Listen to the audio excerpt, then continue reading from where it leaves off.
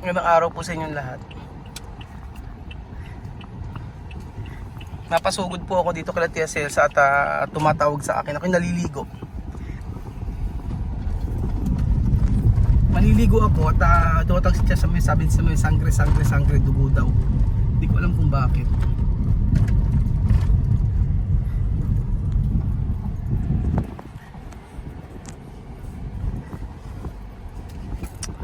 Kung kailang gabi naman. Ano kaya nangyari sa mga yun?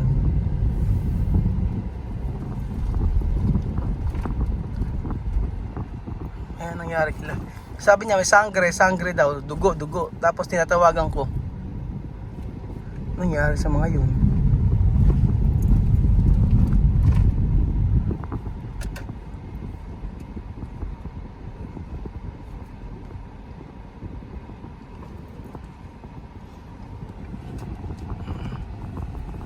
Nakaon yun.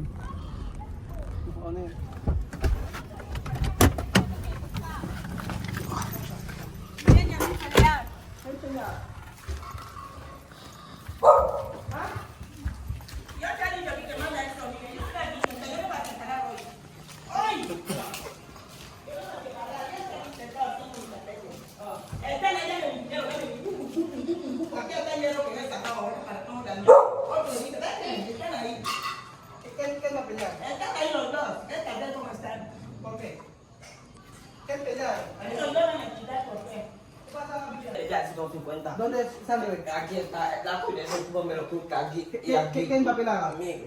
¿Amir? Sí. Amir, ¿por qué te peñaron? Yo no cuido nada. Igual tú no puedes pegar con la mano, tú puedes. No. Pues tú no puedes coger con la mano. ¿Por qué te peñaron? Yo le he dicho que me dé mi dinero, no me quiera mi dinero, pues... Ato po tayo sa Isidorian Drug at bibili ako gamot. Mamaya ko po sa inyo ikukwento ang nangyari. So kinat ko na yung video mga amigo kasi nag-aaway na sila, nagtatalo na sila. So ikukwento ko sa inyo mamaya pagkabili ko ng gamot. So ayun pa mga amigo, pupunta kami sa may ospital at dadalhin namin si Vivian. So hindi kami inano ng yung sa may tatanong kasi ako about sa may sugat. Sabi niya mas mainam na sa ospital dalhin kasi baka mamaya merong matetano. Mamaya papakita ko sa inyo yung bakal. May kalawang pala eh. Ayun Saan ginamit? Saan kaya ginamit dito? Aquí esto? Eso es tener dos. No, esto o Había otro. esto? No, había, eran dos. Había otro, él cogió dos manos. Esto. Él Pero no esto. era largo. O sí, es, largo. pero ¿dónde poner a Yo tu? no sé, era largo, él acostó los dos. Él golpea yo así con los Ah. dos. Eran dos viejos. Kasi meron ditong yung isa merong may kalawang. So ayun pa mga amigo natin ba tayo sa emergency. Ayan. Mamaya po i-update ko kayo kasi bawal pong mag-video dito eh. Kukwento ko po sa inyo lahat. Bawal pong mag-video kaya mamaya na lang po i-update ko kayo. Donde? ¿Qué más? ¿Está? Esto. Ito na. Okay lang daw po palang i-video basta yung si Luis lang o si Vivian lang. So, ang yata tetano, no, sir? Para sa tetano. Tapos, i-check daw kung may allergy. Kasi worried ako kasi yung pinang ni Amir, pinang palo sakit. Yeah. Pinang palo ni Amir merong kalawang.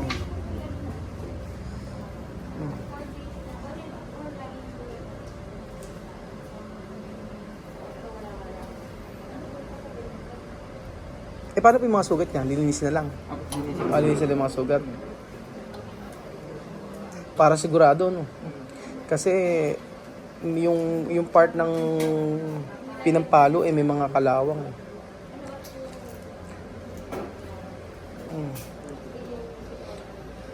So ayun, pinagpaalam ko naman po na magbibideo ako pero si Luis lang po. Okay lang po. Si Vivian lang.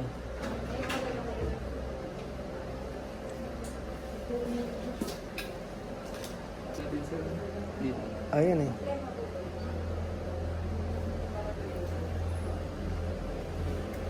Ayan yung pantes. Ay, tetes. Sa... no mirar, no mirar.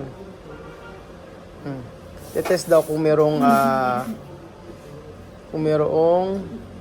allergy.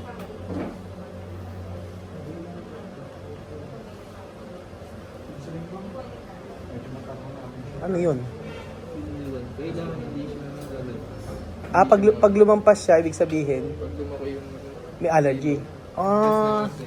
Pag nangati daw at lumampas na ganyan, meron diyang allergy. So, ang galing ah. Ngayon ko lang nalaman yan. Gano'n po katagal? 30 minutes. 30 minutes. Yan ang sinasabi ko. Sa halip na ako na magpapahinga na. Mga bata talaga no? Magkapatid yan. Nagbambuhan. Ulit. Esto, cuando hacer grande, dice, tiene infección. Tiene infección. Allergy. Allergy. Esto significa puede picar, así. Allergy. So ayun po mga amigo, lumabas lang po ako saglit at inaantay ko po kung ano yung resulta kung sa allergy test po. So ang nangyari, alam ko na. Ganito. May pera si Vivian, tsaka si Amir. 250 pesos. 250 pesos. So yung 250 pesos na yun, ibinatago ni Amir yung 150. Ibinalik ngayon ni Vivian yung 150. So may 100 na siya. Ngayon, sabi nga ni Amir, akin na pa yung 50. Sabi ni Amir, akin na yung 50. Kinukuha yung 50 pa. Sabi ko, ba't kinukuha pa yung 50? Ayun na naman ang hinira mo. Tapos sabi gano'n, explain ko pala muna sa kaya pala sila nagkapera ganito po mga amigo. Ngayong araw po kasi, ang school po ay merong nagbebenta ng mga pagkain. So, magpupunta yung mga elementary, ay yung mga estudyante sa bawat room, tapos magbebenta. Sabi ni Lenlen, bigyan mo ng pera yung mga bata kasi mukha namang kawawa kapag hindi mo binigyan ng pera kung pagkain lang. Binibigyan ni Lenlen ng pera kasi. Ngayon, ngayong umaga, di ba binigyan ko ng umaga ng pera? Pagkabigay ko ng pera, hindi pala ginastos, hindi pala ibinili. Pinatago kay Amir, ay kay Vivian.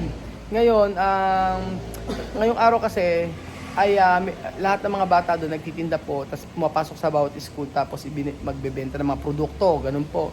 So, naisip lang naman ni Lenlen na sabing ganun pagbigyan mo si mga bata kasi kawawa naman, baka mamaya yung mga kaklase nagkakainan o nagbibilihan, sila wala, para mga nakatanghod, mga ganun.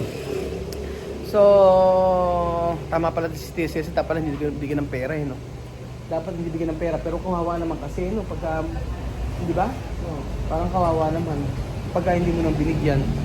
So, ako na lang magsasalta kasi mag-isa. Oo ka na ako dyan. Pare-pares tayo may problema, no? Pero bakit talaga sarap mo ano? Oo nga, nananahimik kasi tayo no? Nagulat ako, tumatawag si TSL. Sabi ni TSL sa akin, Ruel, pumunta ka rito. Si Amir, may dugo. Sabi nga ako naman, nasa CR ako. So, dali-dali, nagsunod uli yung short ko. Hindi na ako nakapag-brief eh. Hindi, seryoso na. So natakot ako, nasabi gano'n, Ruel, dugo, punta ka dito. Tinatawag ko si Chamame, tinawagan ko ulit siya, tapos niya, hindi, punta ka rito. Nung pala si Amir at si Vivian ay nag-aaway. Ngayon, itong si Vivian, ang ginawa pala ni Amir, ganito, yung bote ng Coke, ng Pepsi, ipinukpok dito sa may katawan ni kaya may pasayong pa ni Vivian. Balikat. Sa balikat, may pasayong pa ni Vivian. Ngayon, etong pilit na inaano ni Vivian, kinukuha yung bote. Kinuha yung bote, tinago na ni Vivian. Hindi pa na kontento itong si Amir, kumuha ng yung pamalo. Ang ginawa ni Amir, pinutol na gano'n, tsaka ginanon kay Vivian. O gano'n. Siyempre hindi na maawat at siya mami kung ano nangyayari. ayun, away, away ng mga bata. Pero sabi ko kay Chamame, sabi ko kay Vivian, kay Amir, dahil baka ako sa pera ay sasaktan mo yung kapatid mo. Sabi ko gano'n sa kanya. Abay, mapapatay niya, di ba? Mapapatay niya yung kapatid niya. Oo. Dikit ko rito, wala na. Wala na. Dito ako. Ano, kaya paano kaya magandang gawin? Paano paghihiwalay dalawa? Lipat ang kwarto, bahay yung isa. Ilipat ko, lapit pa rin natin, baliwa yung isa. Oo nga, si Amir talaga ano. Sabi ang pagwesyo. Kung pababalikin ko naman, paano? Kawawa naman, ano? Lalo magdudusa. Ano pinakamaganda? Siya daw gusto nito, ikaw o siya? Yun na nga. Bes, Kung kapatid niya na tinitirahin, nagating araw, susulatan mo.